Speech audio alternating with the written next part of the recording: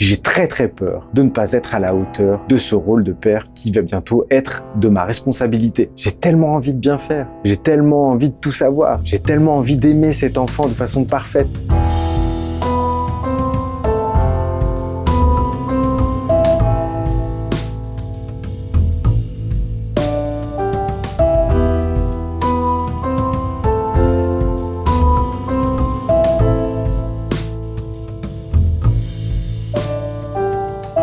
Salut à toutes, salut à tous, je me présente, je m'appelle Mathieu Pley, je suis ce que j'appelle aujourd'hui un papa Schrödinger. C'est-à-dire que je vais bientôt être papa pour la première fois, mais je ne le suis pas encore, mais je le suis déjà, donc je suis pas papa, mais un petit peu, enfin c'est compliqué. Et c'est pour ça que j'avais à cœur de témoigner de ce qui se passe pour moi dans ce moment si particulier. Je vis un moment suspendu, où tout est possible et rien n'est possible à la fois. Je suis en train de bouillonner de tout mon être dans l'appréhension et l'envie que j'ai de vivre la suite des événements. Je suis en préparation et en cocotte minute à la fois, et donc en impossibilité d'agir face à ce plein et ce vide que je ressens en même temps me travailler. Tout ce que je ressens en fait va dans une seule direction, et cette direction que je ressens comme étant indiscutable, c'est l'envie que j'ai d'être un père parfait. J'aimerais être un père parfait. N'avoir aucun manquement, n'avoir aucun défaut, être là pour mon enfant quoi qu'il arrive, avoir toujours les mots justes, garantir un cadre sécurisant en termes émotionnels et en termes matériels, pouvoir lui permettre de faire ses expériences, ses tests, de recommencer, d'apprendre, de découvrir qui il est, de découvrir sa propre couleur, ses passions, de découvrir ses limites également. J'aimerais être un père parfait.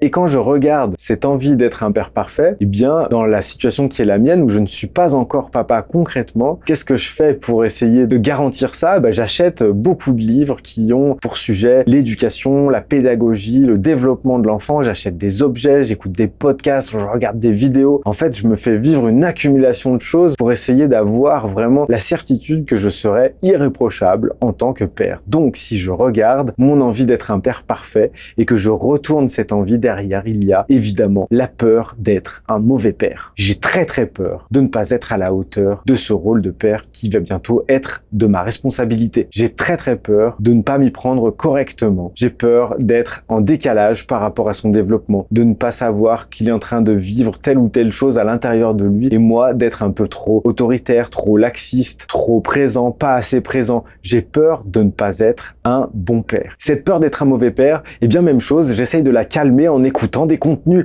en écoutant des vidéos, des podcasts, en achetant des livres, etc.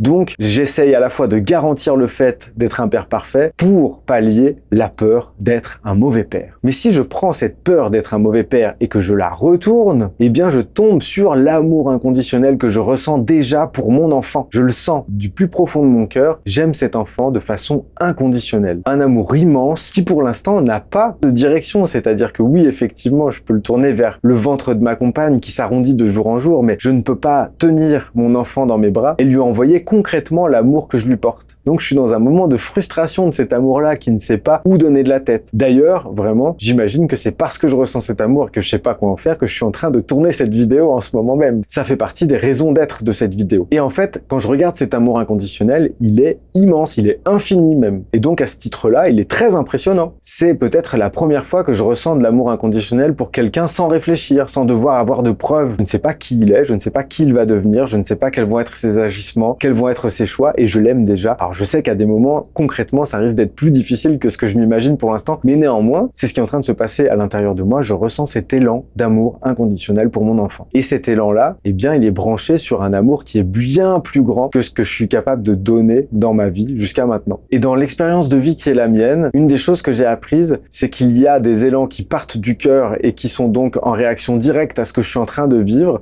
C'est parce que je suis en train de vivre ce que je suis en train de vivre que cet élan-là apparaît. Donc du coup, c'est dans le flow, on pourrait dire d'une certaine façon. Et puis, il y a les élans qui viennent plutôt de l'appréhension, de la peur qu'on a de voir advenir une situation. Pour ne pas être un mauvais père, j'achète plein de livres, j'écoute plein de podcasts, j'achète plein d'objets. Je remplis ce vide. Donc pour m'assurer que je vais aimer mon enfant d'un amour inconditionnel, il faut que je sois parfait dans mes agissements d'humain. Mais cet amour inconditionnel, en fait, il n'est pas de taille humaine. Il est ressenti par un humain, je suis branché dessus. Il passe par moi, mais quand il passe par moi, il est déformé par moi. Il prend ma couleur. Et donc du coup, eh bien, il ressort avec mes défauts, avec mes ignorances, avec mes limitations, avec mes forces, avec mes aptitudes. Donc si je regarde cet amour inconditionnel, je suis impressionné par la taille de cet amour inconditionnel. Et si je le retourne, je tombe sur ma peur de ne pas être à la hauteur de cet amour inconditionnel. Et si je regarde à quoi ça fait référence, ça ferait référence au moment où mon enfant ne comprend pas qu'il est aimé de façon inconditionnelle. C'est-à-dire que lorsque moi j'envoie de l'amour inconditionnel parce que je le ressens pour lui, la forme qu'il prend en passant à travers moi fasse que mon enfant ne comprenne pas qu'il s'agit d'amour inconditionnel et que donc ce que je ressens ne suffise pas pour garantir le cadre sécurisant au niveau affectif dont cet enfant a besoin pour bien se développer. J'aimerais ne rien avoir à me reprocher. J'aimerais être un parent irréprochable. Et si je me regarde en train de me mettre cette pression, je vois que c'est pas humainement possible. Et donc le syndrome de l'imposteur, si je le laisse faire son travail, je vais vouloir lui faire fermer son clapet et être irréprochable par anticipation, par élan de réaction à plein de peurs. Et donc, je prends du recul et je me vois en train d'avoir peur de ne pas être un père irréprochable. J'ai peur d'être un mauvais interprète de l'amour inconditionnel que je ressens pour mon enfant. Du coup, j'ai peur que mon enfant ne comprenne pas l'amour inconditionnel que je lui porte. Et quand je me vois avoir cette peur-là, eh bien, je trouve ça merveilleux puisque je peux m'avouer vulnérable. J'ai peur de ne pas être un père irréprochable. C'est donc de ma peur dont il s'agit. En retournant ça dans tous les sens, je peux tomber en prenant du recul sur moi et sur ma peur. C'est moi qui veux être un parent irréprochable pour ne pas avoir à souffrir des moments où mon enfant ne comprendra pas qu'il est aimé. Et en me regardant avoir cette peur-là, je peux donc en prendre la responsabilité. Si je ne prends pas cette responsabilité et que je vis tout ça inconsciemment, il peut se passer une inversion. Je m'explique. L'enfant qui a besoin d'un parent sécurisant va avoir tendance, lorsque son parent est en insécurité, à vouloir pallier cette insécurité. Donc, s'il voit que son parent a peur d'être un mauvais parent, il va s'appliquer à rassurer son parent, à lui dire « je vois que tu m'aimes, je vois que tu es là pour moi, tu es un bon parent ». C'est adapté, même lorsque ça ne le sera pas. Et ce faisant, l'enfant endosse une responsabilité qui n'est pas la sienne. C'est à moi de prendre la responsabilité de la peur que j'ai d'être un mauvais parent. Et lorsque je me vois avoir cette peur et que je m'avoue vulnérable, je suis touché par cette situation de vulnérabilité chez moi. Et à cet endroit-là, je peux accéder à de l'amour inconditionnel pour moi-même. J'ai tellement envie de bien faire. J'ai tellement envie de tout savoir. J'ai tellement envie d'aimer cet enfant de façon parfaite. C'est à la fois pour me préserver de la douleur que je vais ressentir quand il va pas comprendre, mais c'est aussi pour lui parce que j'ai envie de le connaître dans sa version sécurisée. J'ai envie de le connaître dans sa version détendue, où il accède à sa propre couleur de façon parfaite. Et c'est bien ça dont il est question. C'est-à-dire que si moi je suis avec ma couleur en train d'essayer de dire il faut que je l'aime de façon inconditionnelle, il faut que je sois à la hauteur d'un amour qui est beaucoup plus grand que moi, donc je demande à mon enfant implicitement de valider mon amour comme étant inconditionnel en toutes circonstances, même quand c'est pas vraiment prendre soin de lui selon lui, et bien donc il va ne plus voir sa propre couleur à cet endroit-là. Il va ne plus développer sa propre couleur, il aura besoin de valider la mienne plus que de découvrir la sienne. Et donc à cet endroit-là se joue une danse qui inverse les rôles et qui va donner l'inverse de l'élan que j'avais au départ. Voilà pourquoi j'avais à cœur de faire cette vidéo. Se voir avoir peur, c'est donc la possibilité de prendre la responsabilité de sa peur et de s'envoyer à soi-même de l'amour inconditionnel à l'endroit où on est vulnérable et où on est parfaitement imparfait comme le sont tous les humains avec nos singularités, nos limites, nos manquements, nos défauts, notre ignorance et notre incapacité à avoir vécu les choses avant qu'elles arrivent. Et puis, si on va dans la logique pure, l'amour inconditionnel, c'est donc un amour qui n'a pas besoin de conditions pour être actif. Je sais que cet amour inconditionnel passe par moi. En ce moment, je peux être branché dessus. Je ressens de l'amour inconditionnel pour mon enfant. Et même lorsqu'il ne comprendra pas cet amour comme étant de l'amour, ça n'empêchera pas que je suis au courant. Si je me vois dans ma vulnérabilité en tant qu'être humain, si je m'accepte dans ma version humaine, qui va forcément avoir des moments de moins bien, des moments d'impulsivité, de fatigue, de ras-le-bol, des moments de saturation, ça n'empêchera pas cet amour inconditionnel d'être là. Et dès que j'aurai un moment de moins bien, dès que j'aurai un moment de panique, je pourrai me reconcentrer sur cet amour inconditionnel qui me préexiste, qui passe à travers moi et qui prend ma couleur avec mes défauts et mes limitations. De cette manière, mon enfant aura tout l'espace nécessaire pour découvrir sa propre couleur et me laisser le bonheur de la découvrir à mon tour. Voilà, j'avais cet élan de témoigner de ce que c'est pour moi d'être un papa Schrödinger. Ça veut dire ça, entre autres évidemment, mais j'avais envie d'amener le zoom sur cet endroit-là où c'est un petit peu la panique et où ce que je viens de voir me rassure